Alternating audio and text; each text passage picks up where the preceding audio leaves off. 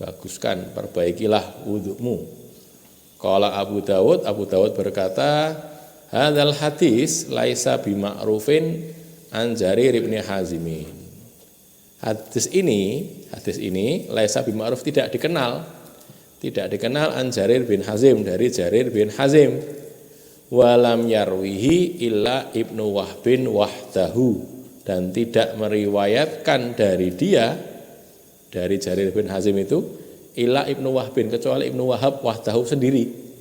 Yang meriwayatkan dari Jarir cuma Ibnu Wahab saja.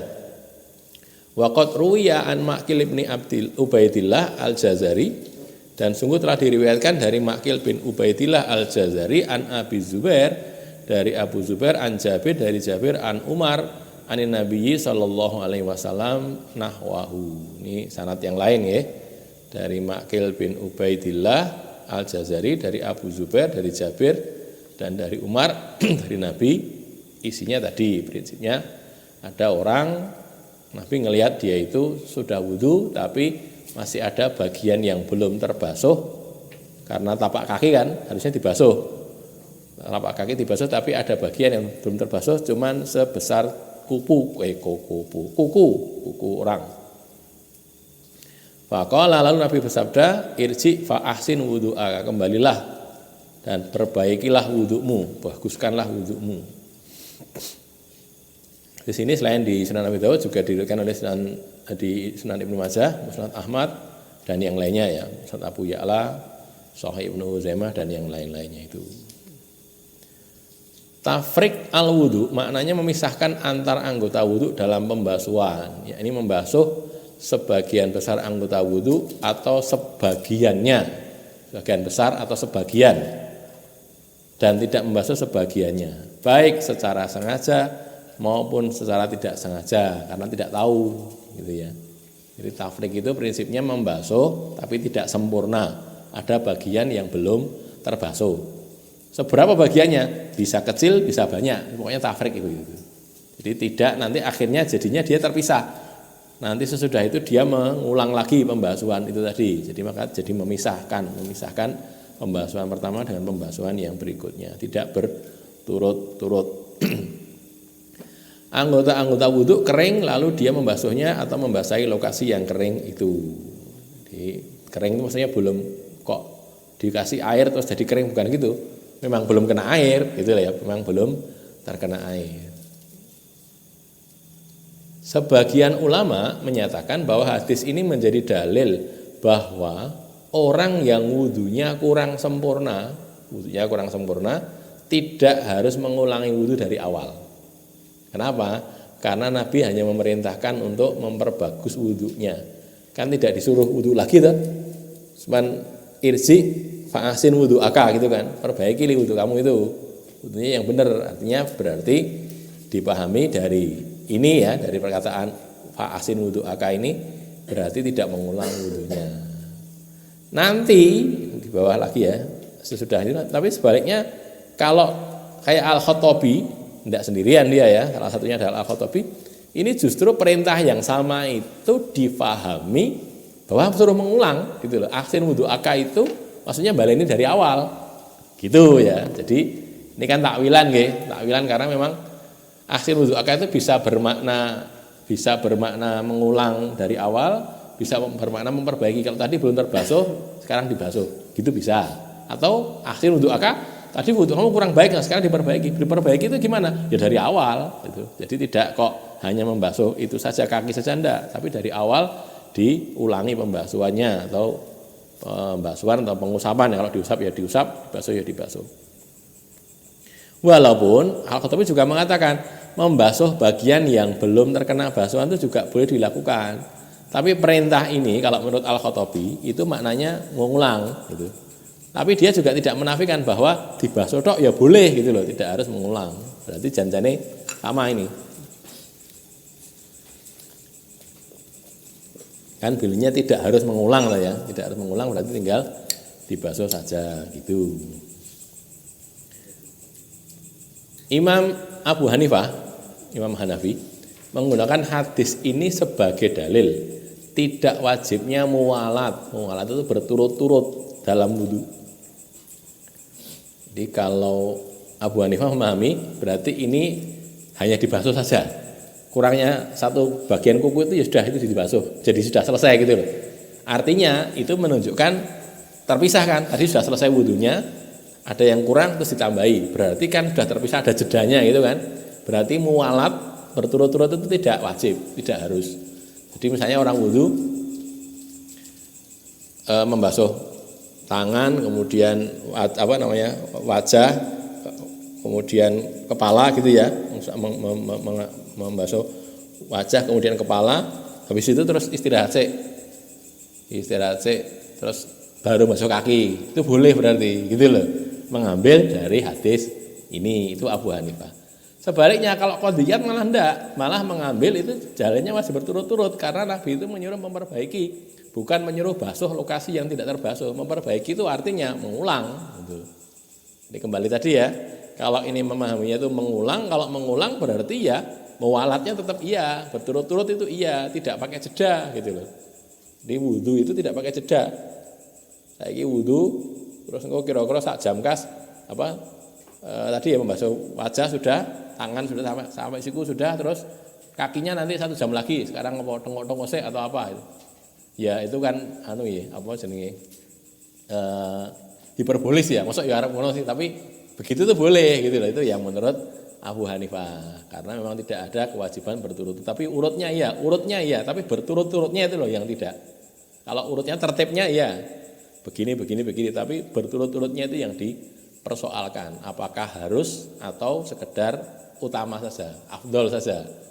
Kalau afdol semua sepakat, tapi kalau harus wajib, masalahnya kalau wajib ditinggalkan kan jadi tidak sah lagi, ngulangi lagi berarti. Jadi tadi misalnya belum sempat basuh kaki, terus ada urusan apa, dijak rembukan sama temannya, piye nek iki sidane piye? Sida ora bisnisnya kayak, oh ya sida anu lah, gitu. Jadi mandek kan, terus tuntukin lah enggak boleh gitu. Kalau yang harus mualat begitu tadi, tapi kalau ini kalau memang tidak mualat ya jadi boleh. Prakteknya berbeda. Lah pilih yang mana? Ya monggo. Wong ini fikih nggih. Yang diyakini saja yang mana? Orang yang tidak membasuh sebagian anggota wudunya karena ketidaktahuan, maka wudunya tidak sah. Ulama mengatakan begitu. Ini orang tadi kan bisa jadi karena amdan, sengaja, atau bisa jadi karena juhlan atau jahlan, tidak tahu. Dia sudah merasa membasuh, tapi memang kelihatan belum terbasuh, gitu. Tampak kering gitu. Kan kelihatan. Ini keringnya itu kering karena sudah dibasuh terus jadi kering, atau kering dari awal memang kering kan kelihatan gitu kan. Ini kok masih kering gitu, belum kena itu. Begitu, maka walaupun tidak sengaja, tidak tahu, maka wudunya tidak sah kalau menurut ulama begitu. Makanya nggih, hati-hati berwudu itu yang sempurna, diusahakan semaksimal mungkin. Setidaknya kita harus memastikan semua terbasuh atau terusap. Yang harusnya dibasuh ya dibasuh, yang harusnya diusap ya diusap. Kemudian orang yang tidak tahu itu seharusnya diberitahu, diajari, bukan dimarahi, kan gitu. Orang tidak tahu dimarahi. Apa kalau dimarahi itu jadi tahu kan ya enggak. Ya kalau kita mendidik anak-anak didik kita, murid-murid kita itu, kalau dia belum tahu salahnya jangan dimarahi dulu, diterangkan dulu. Kamu salah loh, nak.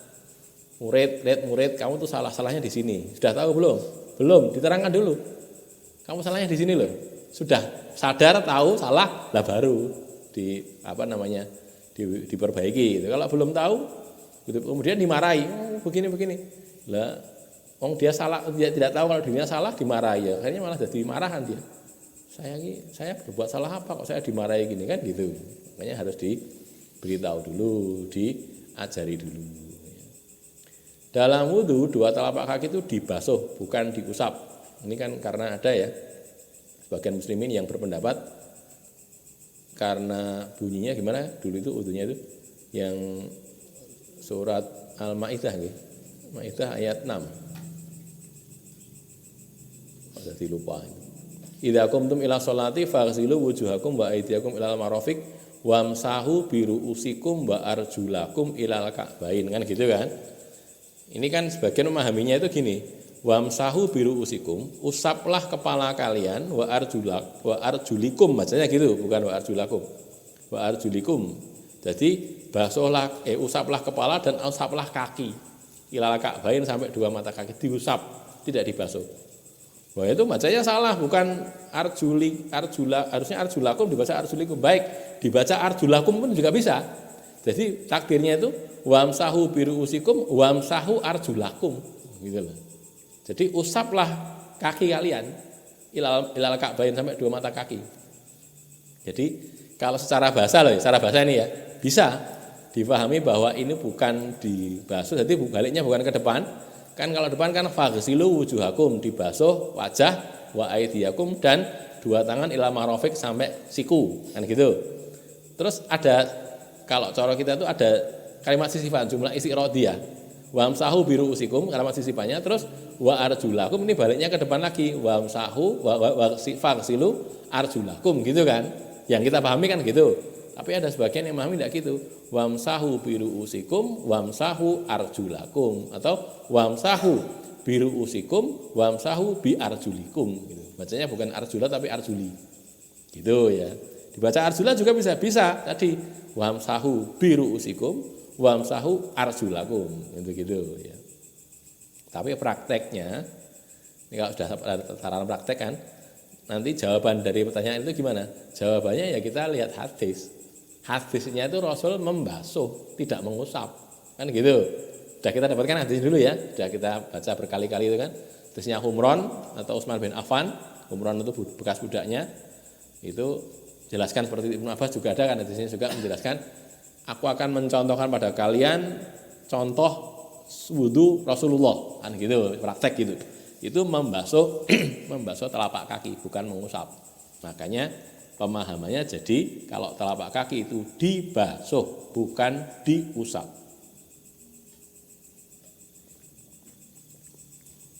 Sebagian ulama lagi itu menambahkan, kalau telapak kaki itu malah afdolnya bukan cuman dibasuh, tapi dibasuh dan diusap, double.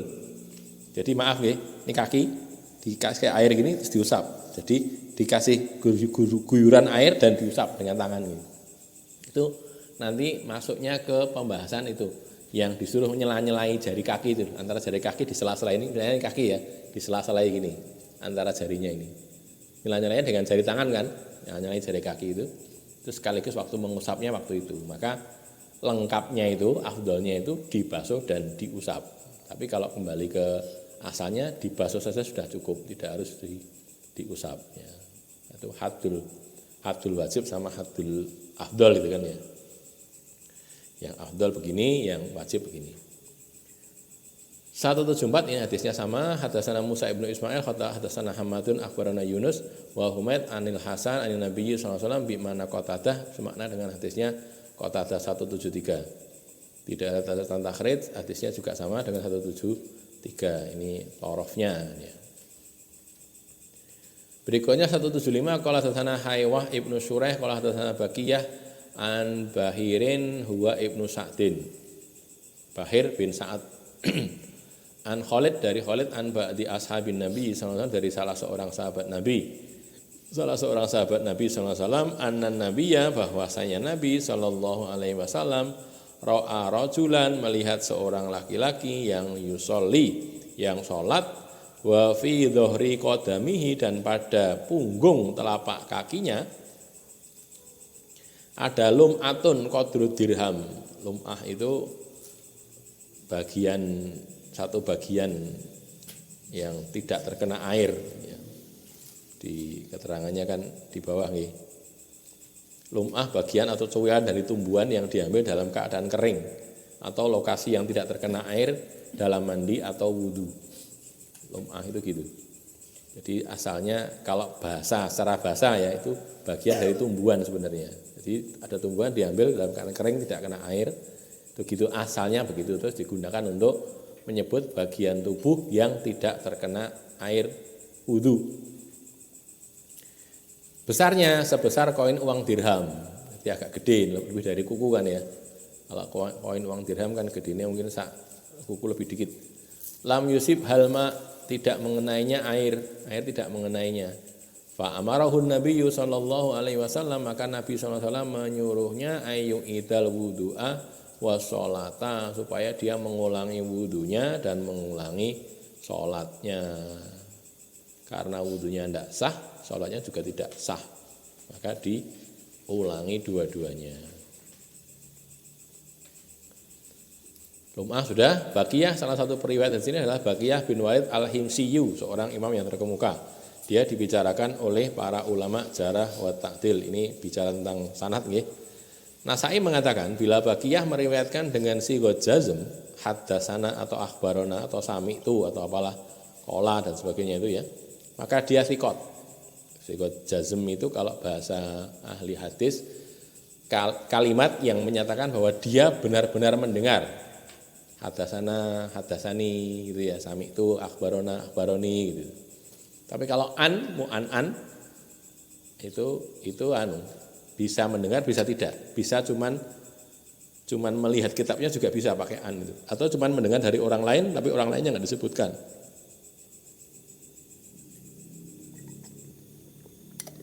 Ibnu Adi mengatakan bila dia meriwayatkan dari ulama Syam, maka dia sabetun, sabata itu ya, kuat teguh. Tapi bila meriwayatkan dari selain mereka, maka dia tercampur riwayatnya, kholato, tercampur yang benar yang mana, yang salah yang mana nggak jelas. Al-Juzajani mengatakan bahwa jika Baqiyah meriwayatkan dari rawi thiqat maka tidak mengapa. Ini kan ada pembicaraan di situ ya. Abu Mushir Al-Ghassani menyatakan bahwa Baqiyah itu hadisnya tidak bersih dari kesalahan, tidak selamat, tidak bersih. Maka orang itu harus berhati-hati ya, jadi karena tidak naqiyah, tidak bersih, maka orang perlu taqiyah, perlu berhati-hati, dijaga, hati-hati kalau menerima dari Baqiyah karena dia sok-sok salah gitu.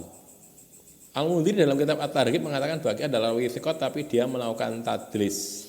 Tadlis itu menyembunyikan aib ya, jadi biasanya ulama melakukan tadlis itu kalau khawatir, kalau ketahuan ada kekurangan di sanadnya itu. Jadi misalnya ada rawi si A gitu ya, si A ini ada kekurangan dia, maka dia mentadlis, tidak menyatakan bahwa dari si A itu enggak, dari seorang dari sini, atau tidak langsung saja dia mengatakan dari siapa gitu, tidak menyebutkan nama gitu. Itu untuk menyembunyikan itu ya. Biasanya begitulah. Ini dia thiqat tapi melakukan tadlis.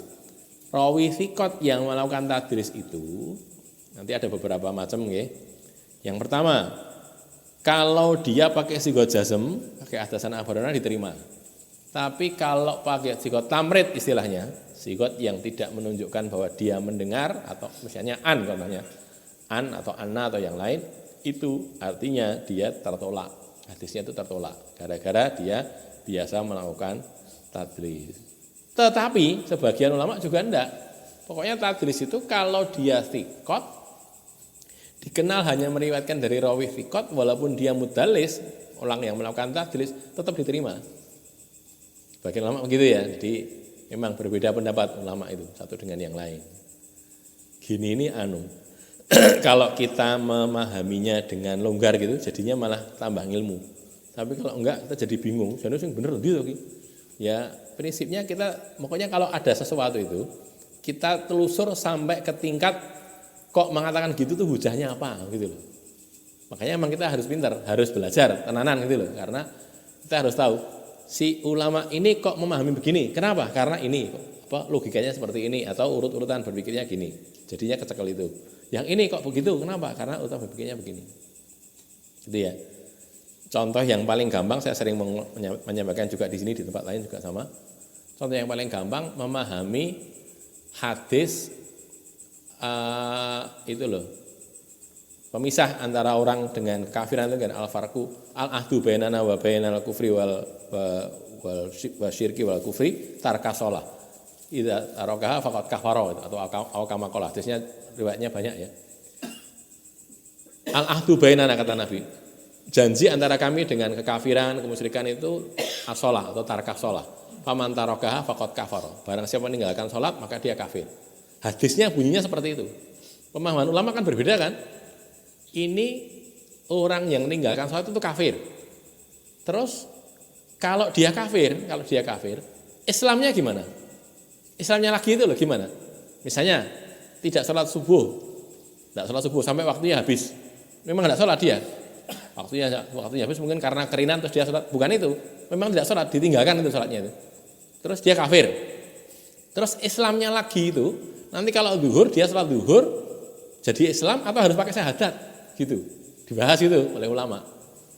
Makanya berbeda lagi. Ini maksudnya gimana? Apakah maksudnya itu kalau meninggalkan sholat karena dia menentang kewajiban sholat itu kafir atau bagaimana? Sehingga berbeda pendapat. Imam Ahmad bin Hambal, mazhab Hambali, itu memahami pokoknya asal orang mukallaf, muslim, muslimah, dewasa mukallaf, tidak sedang berhalangan, kalau perempuan tidak sedang haid atau apa nifas atau yang lainnya ya, berhalangan itu. Kalau tidak sedang begitu, kok kemudian dia meninggal dengan sengaja, maka dia kafir. Sudah kafir pokoknya. Caranya mau masuk Islam nanti dulu, belum dibahas, tapi dia kafir dulu, sudah. Terus kalau Imam Syafi'i enggak gitu. Imam Syafi'i berbeda pendapat. Beliau mengatakan tidak sholatnya itu karena apa dulu. Ditanya dulu dia. Kowe iki Pak, Mas, Mbak, Yu, Kang, kowe iki kok ora sholat iki mergone ngopo? Aku ora sholat ki mergo dia tidak tahu. Mas aku sholat ki ya gur sunah. Ora ngerti nek wajib gitu, sholat 5 waktu itu enggak tahu dia kalau wajib. Mas aku ya sunah kan dilakoni untuk ganjaran yang ditinggal ora dosa. Enggak tahu dia, berarti dia bodoh, tidak tahu. Orang seperti ini tidak kafir. Orang seperti ini orang bodoh. Harus difahamkan gitu, dikandani. Kowe aja ngono, kandani saiki ya. Salat ki wajib, kudu melakoni. Nah, dia tidak kafir kan? Tidak kafir. Terus sudah orang yang sama juga, Dia tahu sekarang, karena tadi kan belum tahu, sekarang jadi tahu kalau sholat itu wajib. Terus ditakoki, kok ora sholat neh to, Kang? Kok ora sholat neh ngopo? Lah aku malas kok. Gitu. Kowe ora wis ngerti tak wajib? Ya aku ngerti wajib. Saya sudah tahu kalau itu wajib, tapi saya malas. Orang yang seperti ini kata Imam Syafi'i tidak kafir, tapi dia maksiat, dosa besar, tapi tidak kafir. Gitu loh. Jadi masih muslim dia, tapi dia berdosa besar. Orang Islam berdosa kan bisa saja kan melakukan dosa besar. Lah yang kafir itu kalau menurut Imam Syafi'i adalah orang yang tidak sholat, dia tahu sholat itu wajib, tapi dia menentang kewajiban sholat. Saya tidak setuju, saya tidak mau sholat itu diwajibkan. Loh kok tidak mau? Oh yang menyuruh Allah kok berarti kafir dia. Gitu loh. Itu kalau Imam Syafi'i seperti itu. Jadi kalau orang yang tidak sholat tapi menentang, karena menentang kewajiban sholat maka dia kafir. Nah sekarang balik lagi. Sekarang kalau ke Imam Ahmad tadi, Imam Ahmad bin Hambal mengatakan orang tidak sholat, orang laki-laki atau perempuan, muslim, muslimah, mukallaf, tidak ada udzur, tidak sholat, maka dia kafir. Terus oleh Imam Syafi'i ditanya Imam Ahmad ini, ya Ahmad kalau itu kafir lalu baliknya muslim gimana? Apa dia harus syahadat dulu? Kafir kan? Sekarang kafir, syahadatain baru kemudian sholat, misalnya tadi subuh nggak sholat, zuhur nanti sebelum sholat zuhur apa syahadat dulu baru sholat zuhur atau dengan sholat zuhurnya itu sudah jadi masuk Islam gitu. Nah, cuman ceritanya Imam Ahmad tidak jawab gitu. Jadi tidak dijawab oleh Imam Ahmad. Jadi kita tidak tahu bagaimana pendapat Imam Ahmad pada seutuhnya seperti itu. Wallahu a'lam. Contohnya begitu nggih. Kita mau ikut Imam Syafi'i boleh, Imam Ahmad boleh, tapi tadi loh urut-urutan berpikirnya itu kita ikuti. Jangan cuman terus pokoknya Imam Syafi'i ngomongin jangan gitu. Kalau gitu salah. Harusnya sampai kepada tingkat dasar yang digunakan apa itu yang kita pakai itu seperti itu ya. Jadi prinsipnya boleh mau pakai yang mana saja boleh asalkan itu tadi urut-urutannya seperti itu. Sudah kemudian seorang sahabat Nabi yang tidak disebutkan namanya ini menjadi pembicaraan ulama jarah wa ta'dil. Ini kan ada kata-kata mim ba'dzi mana tadi an ba'dzi nggih. Hadis baris pertama di 175 itu di bagian kiri yang paling kiri itu an ba'di ashabin Nabi sallallahu alaihi wasallam. Dari salah seorang sahabat Nabi tidak disebutkannya ini jadi masalah, diperbicarakan, diperbincangkan oleh ulama.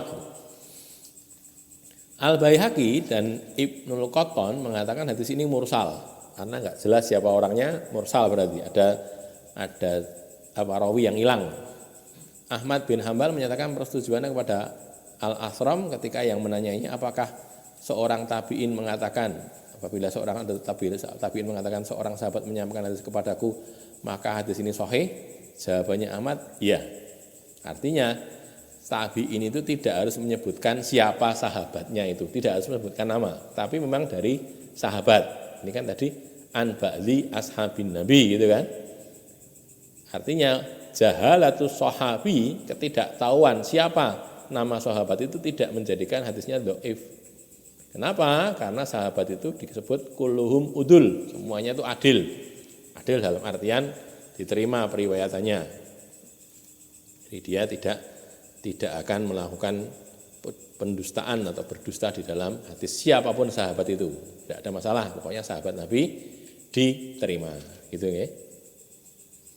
Hadis ini menjadi dalil bahwa berturut-turut atau muwalat itu diwajibkan dalam wudu, karena Nabi menyuruh orang itu mengulangi wudu dalam sholat, bukan hanya menyuruh membasuh bagian yang belum terkena air lah. Kalau kita bandingkan dengan sini, jadinya balik lagi, bukan lagi boleh tidak muwalat, tapi harus muwalat, harus berturut-turut, karena ada hadis ini tadi, gitu ya. Tinggal nanti bagaimana keadaannya. Kalau ini dikatakan mursal ya dhaif berarti, yang dhaif ya berarti pakai yang tadi, gitu loh ya. Jadi salah satu perbedaan ulama dalam menentukan hujah atau menentukan hukum itu ya tadi, satunya mengatakan hadis ini diterima, satunya enggak. Nah, yang diterima tentu dipakai kan, yang tidak ya ditolak berarti. Contoh yang paling jelas kunut subuh itu loh. Kunut subuh itu kan ada di Sunan Tirmidzi, ada Sunan Abu Dawud juga ada yang Allahumma hdini fiman hadait itu ya. Bagi yang menerima hadis itu ya kunut subuh dijalankan. Karena memang ada hadisnya. Bagi yang mendoifkan hadis itu, karena memang ada pembicaraan hadis itu ya. Kalau yang mendoifkan ya berarti ya tidak diterima, jadinya terus tidak kunut subuh. Sebagaimana hadis sholat id takbirnya 7 dan 5. Gitu ya. Itu hadis itu sanadnya banyak, riwayatnya banyak, cuman memang tidak di kitab sahih memang. Ya, di kitab-kitab sunan sebagian. Itu ada itu apa hadis itu tadi, termasuk di Sunan Baihaqi, kemudian di Tabarani juga ada. Kalau itu diterima itu kan cuma masalahnya an Amr bin Su'aib an abihi an jadihi, itu ya kan. Kalau itu diterima sanad itu, maka jadinya hadisnya setidaknya hasan. Kalau hadisnya hasan berarti bisa digunakan, diamalkan. Sehingga prakteknya orang sholat id hari pertama, rakaat pertama 7 takbir 7 kali. Rakaat kedua takbirnya 5 kali, gitu ya. Yang mengatakan hadis itu tidak bisa diterima karena Amr bin Su'aib an Abi an Jadihi itu kalau tidak mungkote ya mursal gitu. Karena kalau dinaikkan sedikit, kalau dinaikkan itu kan gini ceritanya. Amr bin Su'aib an Abi an Jadihi. Amr bin Su'aib kemudian bapaknya Su'aib itu namanya Muhammad ya. Muhammad, bapaknya Muhammad namanya Abdullah. Jadi Amr bin Su'aib bin Muhammad bin Abdullah bin Amr bin As. Nah kan gitu. Ini kalau Amr bin Su'aib an abihi, Amr bin Su'aib dari bapaknya ini siapa? Kalau bapaknya Amr berarti Su'aib. An jadihi, jadnya itu jadnya siapa? Kalau jadnya Amr berarti Muhammad. Gitu. Terus langsung ke Abdullah kan itu ya. Jadi an Amr bin Su'aib an abi an jadihi. Ini kalau Muhammad itu tidak ketemu dengan Abdullah bin Amr bin As. Jadi tidak, walaupun dia pernah Muhammad. Jadi gini, an abihi, jadi kalau yang itu diambil adalah Muhammad, maka dia ada missing linknya, ada bolongnya di tengah-tengah sehingga tidak ketemu. Sama kalau itu dinaikkan ke atas. Jadi sekarang Amr bin Su'aib an abihi, jadi itu Amr bin Su'aib an abihi, yakni Amr an jadi jadnya Amr. Jadnya Amr itu Abdullah bin Amr bin As ketemu dengan Nabi.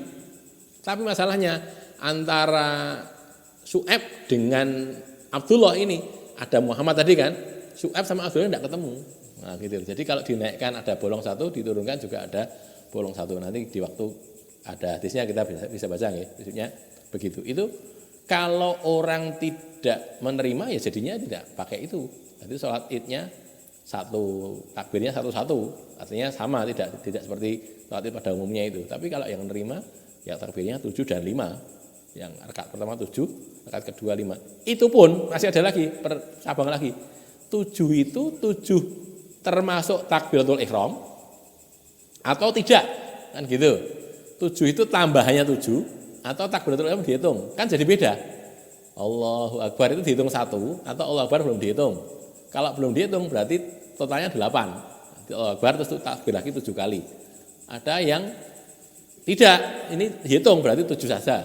Termasuk yang kelima itu juga gitu. Yang 5 itu takbir bangkit dari rukuk, bangkit dari sujud dihitung enggak? Kan rakaat kedua kan, Allahu Akbar sekali itu dihitung enggak? Dihitung berarti tambahnya 4. Tidak dihitung tambahnya 5. Gitu. Masih ada lagi. Ada riwayat juga bukan 75 tapi 44. Ya, rakaat pertama tambahnya apa? Rakaat pertama 4 kali, rakaat kedua 4 kali. Itu di hadis itu ya. Makanya ya memang banyak macamnya, cuman masalahnya tadi tinggal bagaimana dia memahami itu. Kalau dia menerima ya jadinya lakoni itu, tidak ya tidaklah. Karena begitu perbedaan begitulah, maka ulama itu berbeda. Terserah prinsipnya, prinsipnya kan yang penting nganggo dalil to nggih, mengikuti dalil tadi. Saya yakin itu hadisnya hasan atau malah jadi sahih, ya sudah silakan diamalkan masalah keyakinan nggih. Tapi kalau tidak ya jangan, karena kaitannya dengan masalah kesahihan hadis itu tadi. Wasiatnya muat ini dinyatakan oleh Malik, Al-Auza'i, Ahmad bin Hambal dan Asy-Syafi'i. Baik. Sudah setengah mainan ini, setengah jam lebih saya bicara. Barangkali ada pertanyaan sebelum pindah ke bab berikutnya.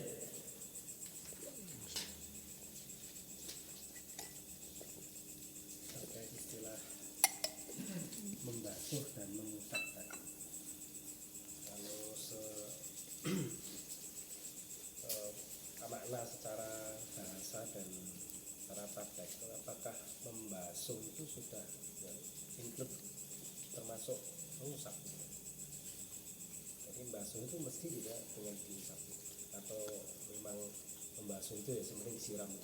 Ya sebenarnya sih prakteknya memang pakai mengusap ya, tapi biasanya bunyinya karena diguyur ya dibasuh gitu.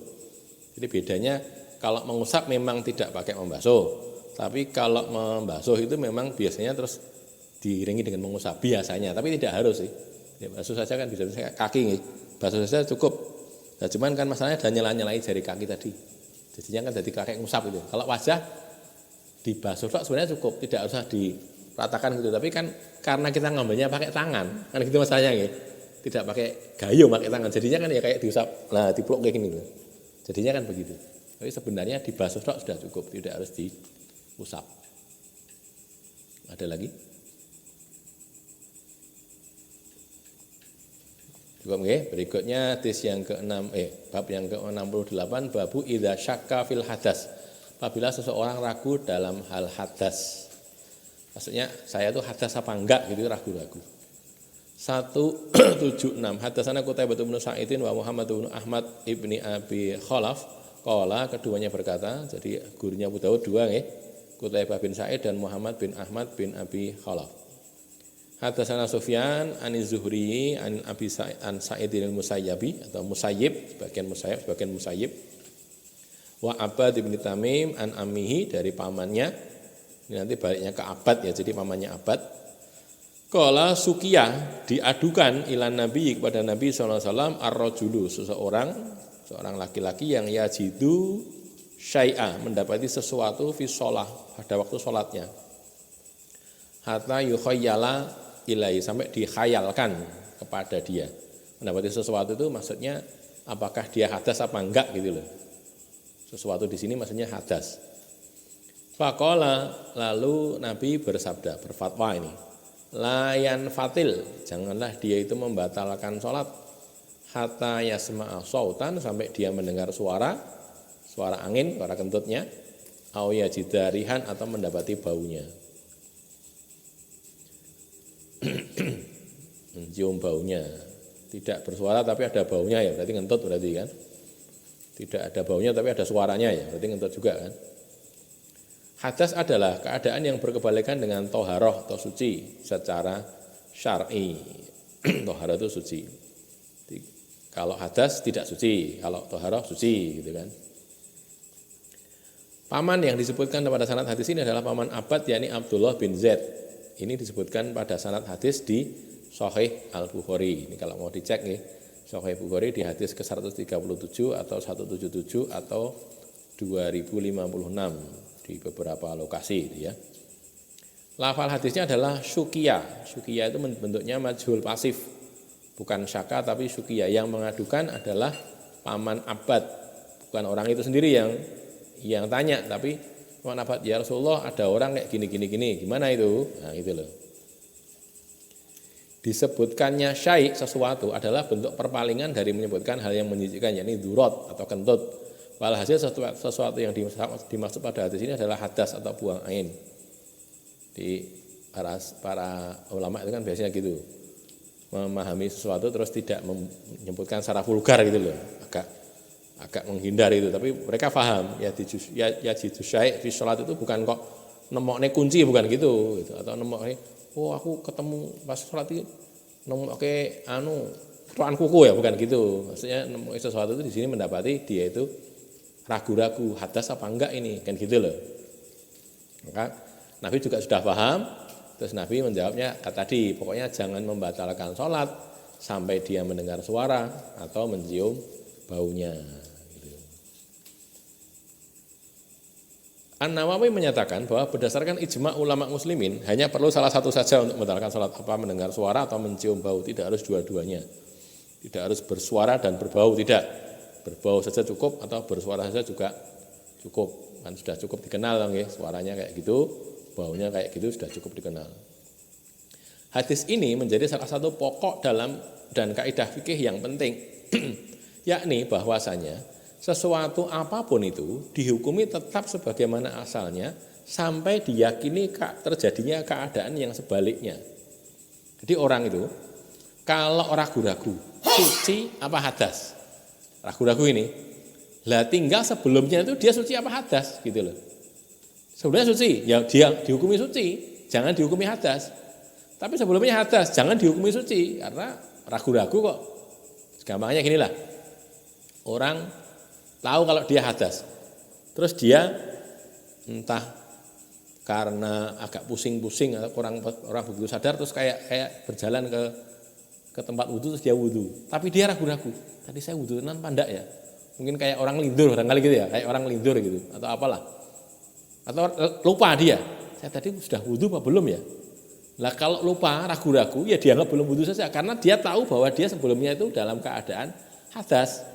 Sebaliknya sekarang, dia yakin sudah wudhu, terus ragu-ragu, tadi saya ngentut apa enggak ya, hadas apa enggak ya. Nah dia dihukumi yang wudhu saja gitu loh. Kenapa?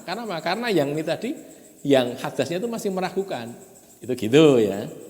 Jadi di sini dikatakan kan, dihukumi tetap sebagaimana asalnya sampai diyakini terjadinya keadaan yang sebaliknya. Maka kalau kita sholat, kalau tidak yakin hadas ya jangan membatalkan sholat. Sebaliknya kalau yakin hadas ya jangan meneruskan sholat, kan begitu. Jadi kalau belum yakin, pakai yang yakin saja. Tadi saya sebelum sholat sudah wudhu, terus waktu sholat ini kayaknya hadas, kayaknya jangan dipakai, gitu loh. Dipakai saja yang diyakini. Kaidah ini juga berlaku ketika orang ragu berapa rakaat dia mengerjakan sholat. Sudah kita tahu ya. Kita kalau sholat ragu-ragu, iki mau 2 rakaat, 3 rakaat, pakai saja 2 rakaat, karena 2 rakaat itu sudah yakin dia. Yang diragukan kan 3 rakaatnya kan. Nek 3 rakaat berarti 2 jelas sudah, 2 rakaat 2 juga sudah jelas kan. Kan tidak ragu-ragu, iki mau 1 rakaat, 3 rakaat kan enggak gitu kan, enggak mungkin kan. Oh ragu-ragu kacake akeh men gitu. Enggak ada itu. Biasanya kalau enggak 2 3 atau 3 4 kan gitu. Jadi ini berapa atau 1 2 mungkin saja. Tapi kalau 1 sama 3 kan enggak mungkin. Mosok ragu-ragu kata mau kayak tengah-tengahnya turu apa ngopo kan gitu. Kok bisa ragu-ragu enggak mungkin kan? Atau kalau memang terjadi betul ya kita pakai yang 1, jangan pakai yang 3. Kalau memang terjadi betul ya. Pakai yang 1 karena 1 itu kan sudah yakin. Begitu ya. Maka ini kalau ragu sholat 2 rakaat atau 3 rakaat maka didasarkan pada 2 rakaat, jangan yang 3 rakaat gitu. Keraguan itu tidak berdampak apapun terhadap status hukum suatu barang. Ya barangnya itu tetap dalam kondisi seperti semula sampai diyakini terjadinya sesuatu. Tidak ya tidak. Gitu ya. Maka ini penting sekali ini dalam kaidah fikih jadi pokok ini. Termasuk Nyimpang sedikit nih, nyimpang sedikit. Barang ini diyakini, misalnya ini barang ya, diyakini oleh orang banyak bahwa ini punya saya punya barang ini. Ini tidak bisa jadi milik orang lain kecuali kalau orang lain itu punya bukti gitu. Punya bukti, jadi ini jadi milik saya. Baik, buktinya apa? Ini ada kwitansinya, sudah saya beli. Nah, kan ada buktinya kan. Karena selama ini diyakini punya dia gitu. Maka ini jadi celah bagi orang yang curang untuk melakukan manipulasi. Contohnya gini, ini HP saya ini ya, misalnya diketahui oleh banyak orang ini punya saya, dibawa kemana-mana saya bawa. Terus ini saya jual ini, saya jual kepada Pak Tri di bawah tangan, tidak saya ceritakan. Nanti silahkan beli ini. Berapa? Bapak elek gitu, berapa ya lah, berapa lah 500.000 ya 500.000 bayar. Terus saya tidak cerita-cerita. Terus ketemu di sini majelis gini, terus saya bilang Pak Tri mana HP-nya? Kembalikan, kamu pinjam kok lama banget. Loh kan sudah saya belinya nggak pakai bukti. Itu orang-orang akan membela saya. Oh iya itu HP-nya Pak Irwan itu sudah orang-orang tahu kan gitu kan. Nah ini kan celah ini. Celah itu artinya orang bisa menipu di situ. Makanya karena ini, tapi kalau hukum syariatnya jadi milik saya karena tidak ada bukti ini sudah berpindah tangan. Loh gitu loh ya. Kayak itu pentingnya dalam urusan fikih itu begitu itu. Maka perlu kalau ada jual beli atau apa itu adakan saksi, tidak ada saksi adanya bukti jual beli pada sudah dibeli, ada orang yang menyaksikan atau ada kwitansi tadi ya, sehingga status hukumnya sudah bisa berubah. Tidak ada perbedaan apakah keraguan itu jadi ketika orang sedang sholat maupun di luar sholat, sama saja. Di prinsipnya yang dipakai adalah asalnya, yang diyakini apa? Yang diyakini suci ya suci, diyakini hadas ya hadas gitu. Orang yang suci tetap dihukumi suci sampai terbukti jelas dan meyakinkan bahwa dia berhadas. Begitu pula sebaliknya. Orang berhadas juga gitu, sampai terbukti yakin kalau dia sudah bersuci, ya sudah. Tapi kalau belum, ya jangan. Misalnya nih, orang junub, entah junub karena berhubungan suami istri atau junub karena mimpi basah gitu, terus dia mandi, cuman mandinya tuh dia ragu-ragu, aku ndek bengi iki wis adus tenan apa guru ngimpi ya, kan gitu misalnya. Ya kalau ragu-ragu ya mandi saja karena kita berpedoman pada yang kita yakini, junubnya sudah pasti, janabahnya sudah pasti, terus mandinya belum pasti, pakai yang. Tapi kalau sudah yakin mandi, ya sudah, yang sudah yakin kok, kan gitu ya. Dalam keadaan suci, sudah jangan dikatakan harus mengulangi mandi lagi kalau yakin begitu.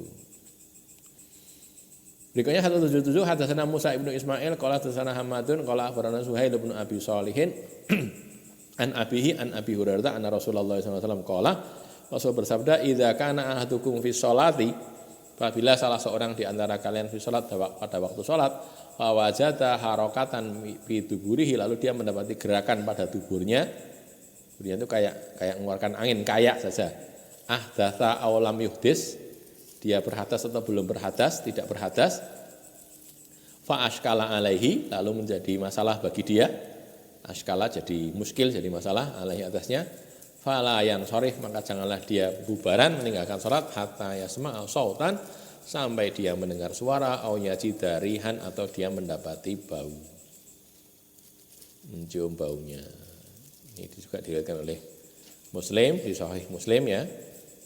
Kalau di riwayatnya Muslim itu wajada syai'an fi batnihi, bukan fi duburi, atau wajada harakatan fi batnihi, merasakan gerakan pada perutnya gitu. Perutnya enggak tahu kok kayak error gitu. Ini tadi sudah berhadas atau belum ya? Biasanya piai-piai sepuh nih, orang-orang yang sudah sepuh, sudah tua itu kadang-kadang gitu, kadang-kadang kentut itu seperti tidak bisa ditahan gitu loh. Sudah mesti gitu saja, sudah habis wudu kentut lagi, wudu lagi kentut lagi itu gitu. Sebagian orang mengeluhkan seperti itu ya. Memang semakin sepuh nih, berbeda dengan anak-anak muda kan ya. Semakin lama karena banyak pengurangan, namanya sudah sepuh gitu. Nah kalau yakin kentut ya sudah, berarti wudu saja. Tapi kalau tidak yakin masalahnya itu. Pada riwayat ini disebutkan apakah dia melakukan sesuatu darinya atau tidak, bukan berhadas atau tidak berhadas. Jadi bunyinya itu bukan hadas, ahdasa au lam yuhdis, tapi akhraja syai'an au lam yakhruj. Nah gitu loh bunyinya begitu. Mengeluarkan atau tidak mengeluarkan. banyak menggunakan angin kentut. Hadis ini merupakan dalil bahwa keyakinan itu tidak hilang oleh keraguan, tidak boleh dihilangkan oleh keraguan. Sudah kita bahas tadi ya, pada prinsipnya kalau orang yakinnya itu jangan kalah oleh ragu-ragu. Orang yakin melihat hilal, ya sudah, dia bilang melihat hilal. Ada ratusan atau ribuan orang tidak melihat, ya yang dipakai yang melihat mestinya. Kan gitu ya. Dibalik ke sedikit masalah ru'yatul hilal kemarin itu. Jadi kalau ada satu saja orang, sebenarnya tidak harus dua gitu. Satu orang saja, soal dia itu memang orang yang terpercaya. Satu orang melihat, ya cukup sebenarnya untuk menyatakan itu sudah masuk tanggal gitu. Nah, cuman masalahnya benar dia yakin apa enggak gitu. Kadang-kadang apalagi kalau tidak kulino gitu. Tidak kulino itu nek kata saya napa niku. Ketok-ketokan gitu loh. Enak hilal, tenan kae. Jebule ora hilal gitu. Jebule apa ya kaya kami hilalan ya iki. Kami hilal. Kaya ora hilal kayak iki apa kayak dudu hilal gitu. Nah, kalau orang biasa melihat wallahu alam gitu. Jadi ulama-ulama yang biasa melihat itu bisa membedakan.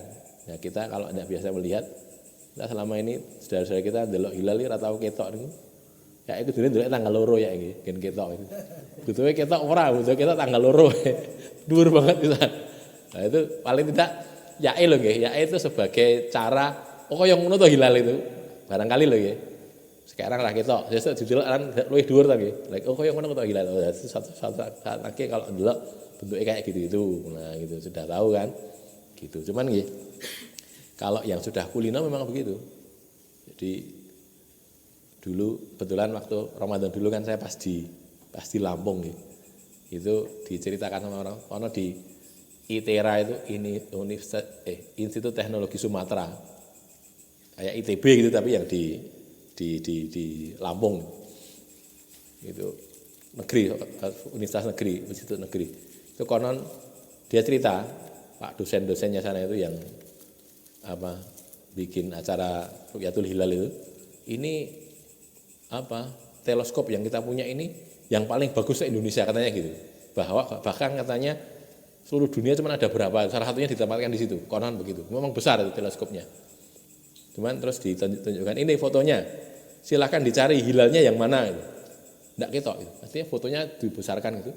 Terus diberitahu, ini loh yang di sini loh hilalnya. Oh, kok yang ngono gitu. Jadi foto sih ya, bukan kok nyata itu tidak, foto saja. Loh ini loh di sini kan sama sekali kita tidak terbersih kalau itu gitu loh, karena bentuknya yang ngono tok. Jadi tidak kok ketok putih. Bulan sabit itu enggak, enggak kayak siluet saja gitu, seperti itu. Kayak di sini nih bentuk hilalnya kayak gini nih. Kalau yang ngono tenan ya kita lihat di langit gitu ya mungkin raketok ya mungkin saja.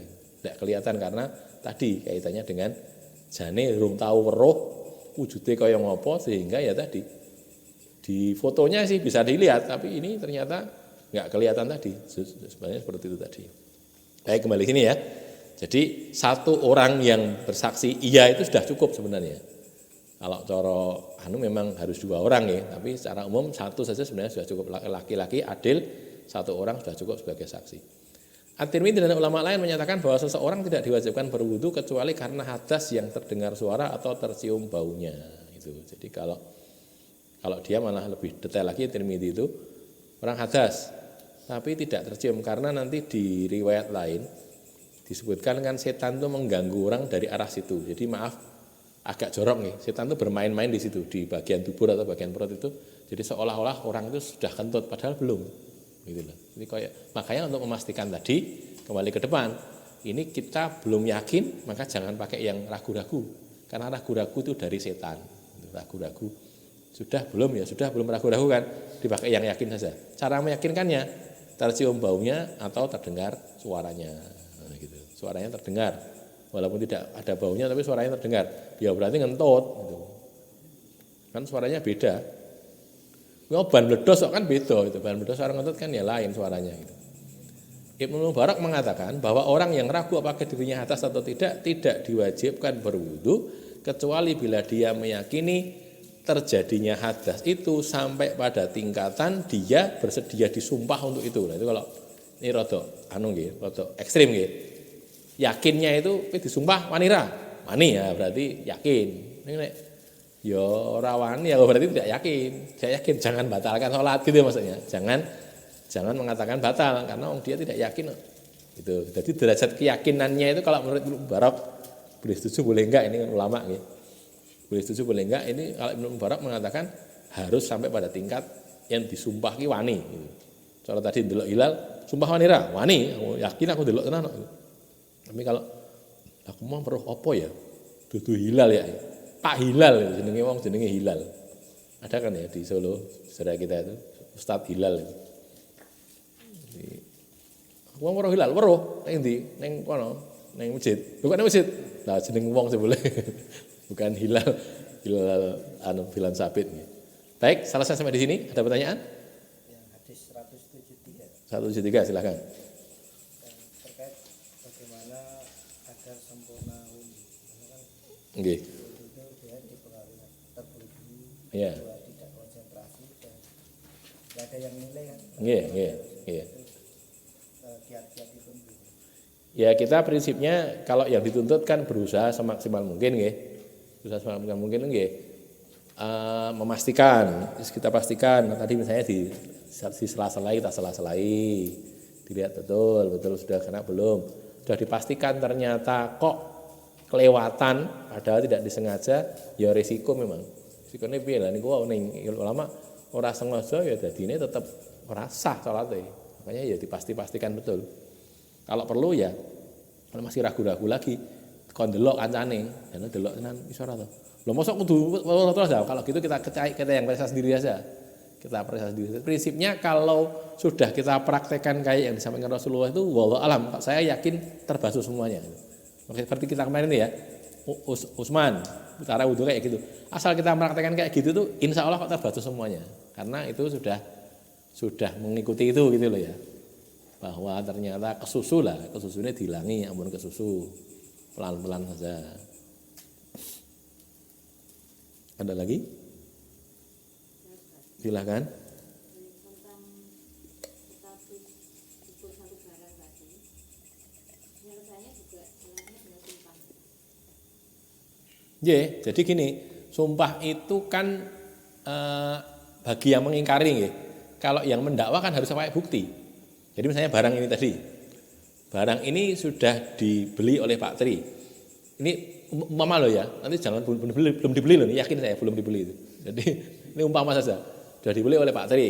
Terus saya mengatakan ini barang saya, gitu. Karena selama ini saya bawa, saya kan tidak perlu bukti, karena selama ini buktinya sama saya kok, gitu loh. Makanya tadi jadi celah tadi. Kalau tidak seharusnya gini, ini kalau barang ini biasa milik saya, terus Pak Tri mengatakan itu barang sudah saya beli, Pak Tri harus menunjukkan bukti. Nah, gitu loh. Buktinya apa? Kwitansi atau ada saksi waktu beli itu disaksikan oleh orang lain. Ustadz Mudofar saya menyaksikan, oh dia sudah saya jadi saksi, sudah selesai gitu. Nah itu jadi masalah kalau Pak Tri tidak bisa datangkan bukti, lah saya nolak sekarang ini, saya nolak ini barang itu punya saya, dari saya punya saya tinggal sumpah, gitu loh. Jadi yang sumpah bukan yang mendakwa, tapi yang didakwa. Jadi barang faktanya ada di tempat saya, terus didakwakan itu milik orang lain, maka orang lain yang mendakwakan itu harus punya bukti. Gitu. Ini tadi kebalikannya, cuman masalahnya selama ini diketahui oleh barang ini bersama saya terus gitu loh. Itu jadi celah. Nah, seharusnya memang yang mendatangkan bukti itu seharusnya saya. Cuman kan buktinya sudah ada, semua orang sudah tahu kan gitu kan. Saksinya sudah cukup banyak gitu loh. Masalahnya sekarang tinggal Pak Tri yang bersumpah. Nah, sekarang gimana? Cuman masalahnya nek sudah ada bukti terus ditolak dengan sumpah itu tidak bisa, karena ketika sudah ada bukti sudah kalah itu. Ada buktinya kan? Misalnya tadi ada kwitansinya. Walaupun kwitansinya itu palsu sekalipun, tapi kalau diterima ya berarti jadi. Gampangannya ada tanah sertifikatnya 2. Kan terjadi toh nggih. Ini sudah dimiliki oleh orang, tiba-tiba ada orang datang bawa sertifikat itu. Ini sertifikat ini punya saya loh, ini loh, gitu. Nah, sekarang kalau dalam hukum kita di Indonesia ini biasanya orang yang menempati itu yang menang, karena baik Anda punya sertifikat, saya punya sertifikat, tapi faktanya saya tempati ini bertahun-tahun, sekian tahun tidak ada komplain. Karena kalau hukum di negara kita ini kalau ditempati sekian puluh tahun atau 20 tahun jadi milik dia, walaupun asalnya bukan milik dia, begitu kan, aneh gitu. Tapi ya itu yang terjadi begitu. Ini kembali ke pertanyaan tadi, sebenarnya seharusnya yang datangkan bukti itu yang mendakwa, ini punya saya, buktinya mana? Tapi yang didakwa itu baru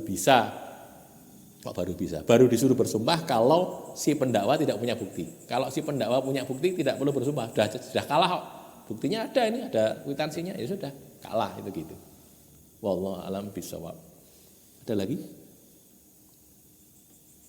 Cukup nggih? Qulu qouli hadza astaghfirullah li wa lakum alhamdulillahirabbil alamin.